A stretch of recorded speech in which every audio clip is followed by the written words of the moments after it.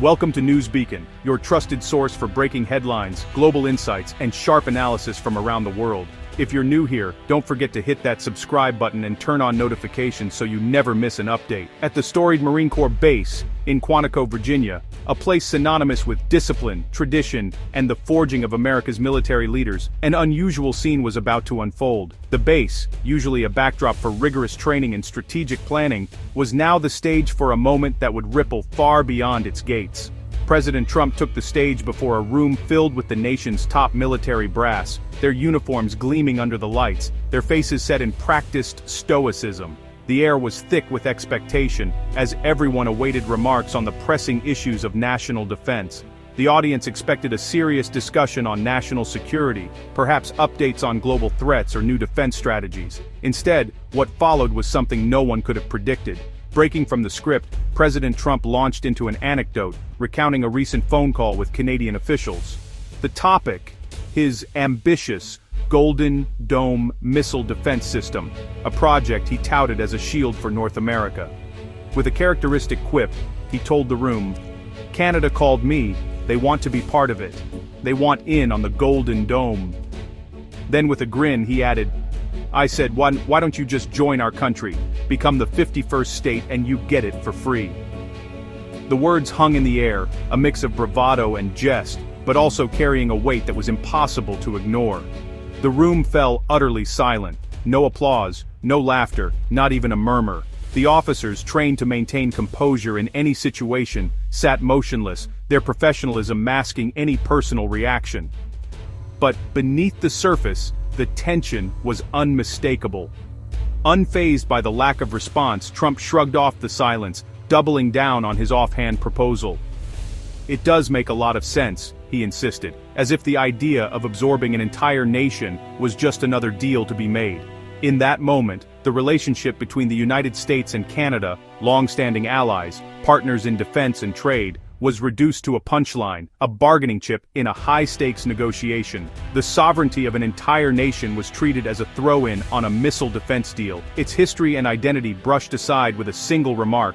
For those in the room, and for observers far beyond Quantico, the moment was a stark reminder of how quickly alliances can be trivialized, and how the words of a single leader can echo across borders, stirring uncertainty and unease in their wake. The Golden Dome, Trump's ambitious American-controlled missile shield, was pitched to Canada with a $61 billion price tag, soon hiked to $71 billion. When Canada balked, Trump's deal was simple: give up your independence, become a U.S. state, and get the system for free. This wasn't diplomacy, it was extortion, ignoring decades of NORAD partnership. Trump's proposal forced a false choice: pay up or surrender your nation. For Canadians, the offer was an insult, not a negotiation.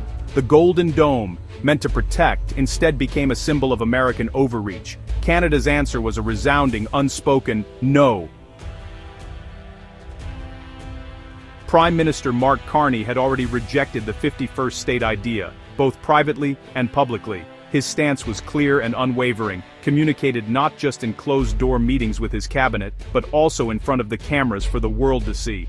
Carney understood the gravity of the proposal and the message it sent, not only to Canadians, but to the international community watching closely. He knew that any hint of hesitation could be interpreted as weakness, and so he made sure his no was unmistakable. After Trump's Quantico remark, Ottawa responded with strategic silence, refusing to dignify the proposal. Behind the scenes, government officials coordinated their messaging, ensuring that no one would break ranks or offer even a glimmer of ambiguity. The silence was not a sign of indecision but a calculated move to avoid fueling the spectacle. In the corridors of Parliament, aides whispered about the risks of engaging with Trump's provocations, knowing that even a single misstep could spiral into a diplomatic crisis. Carney's election was fueled by standing up to Trump's aggressive tactics. Caving now would be political suicide. His campaign had promised to defend Canadian values and sovereignty, and voters rallied behind his resolve. The memory of his fiery debates and pointed criticisms of Trump's approach was still fresh in the public's mind. To back down now would not only betray his supporters, but also undermine the very foundation of his leadership. The contrast between Trump's transactional worldview and Carney's careful diplomacy couldn't be starker.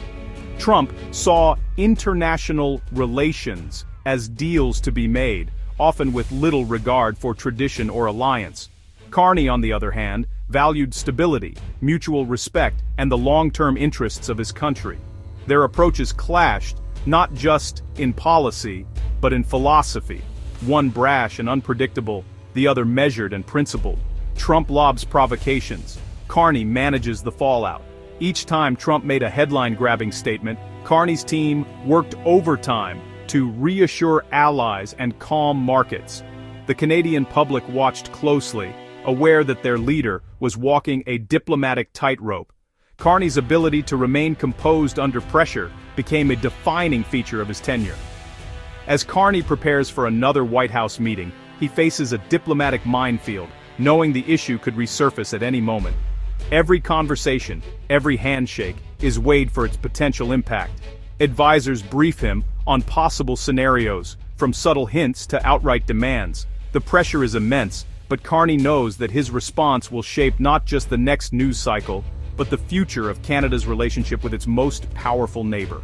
The stakes, not just trade, but the very question of Canadian sovereignty. Every policy decision, every diplomatic exchange, is now viewed through the lens of national identity. Canadians debate what it means to be independent, and whether their values can withstand external pressure. The border, once a symbol of friendship, now feels like a line that must be fiercely defended. For Carney, the answer remains unchanged. Canada is not for sale. His message is resolute, echoing through Parliament and across the country. In the face of uncertainty and provocation, Carney stands firm, determined to protect Canada's future and its place in the world.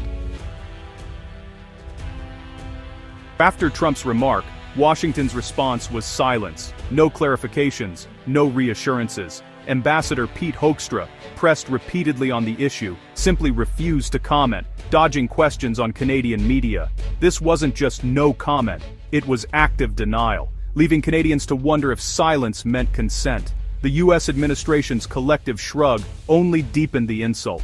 How do you negotiate with a partner who won't acknowledge your concerns? The silence from Washington didn't smooth things over. It amplified the damage. Canada was left questioning the reliability of its closest ally.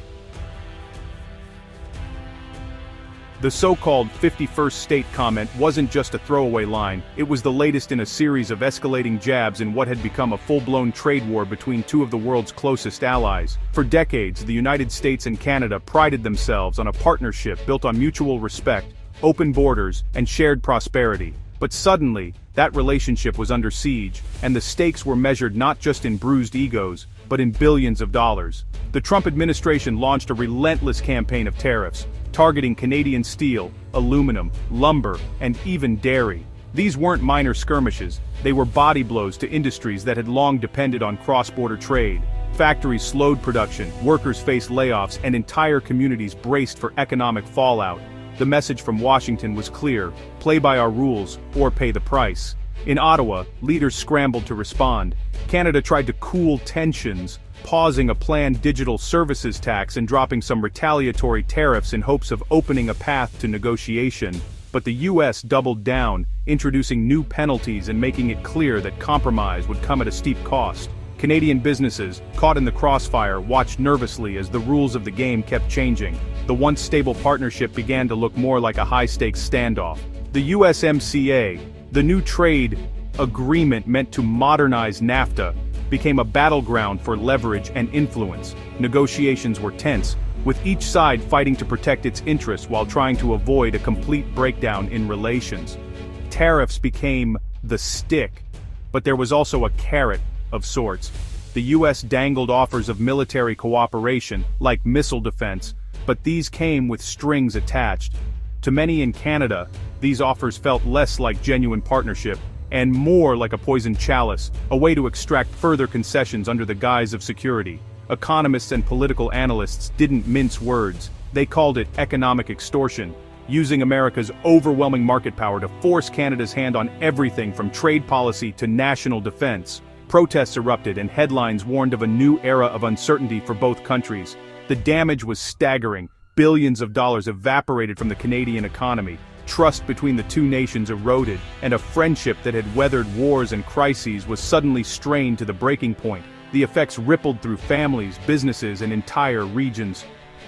The 51st State remark wasn't just a joke or a headline grabber, it was a symptom of a deeper rift, a pattern of pressure, power plays, and shifting alliances that would define a new, more uncertain era in North American relations.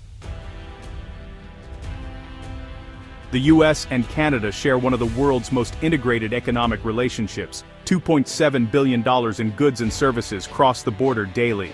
Canada sends 75% of its exports south. Millions of American jobs depend on Canadian trade. Canada supplies the US with critical resources: oil, electricity, steel, uranium. Disrupting this flow would hurt both sides, triggering mutually assured economic destruction. Trump's tactics ignore this reality, assuming Canada's dependence means leverage.